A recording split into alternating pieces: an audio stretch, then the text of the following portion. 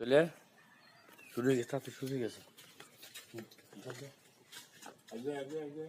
বিসমিল্লাহির রহমানির রহিম।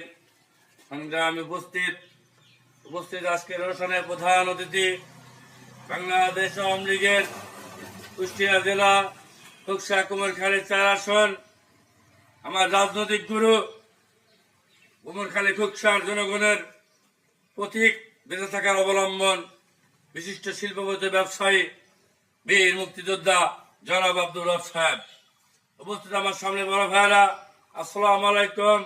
হিন্দু ভাইদের জন্য নমস্কার, অন্যান্য জাতির প্রতি রইল আমার আন্তরিক শুভেচ্ছা, ভালোবাসা। সংগ্রামী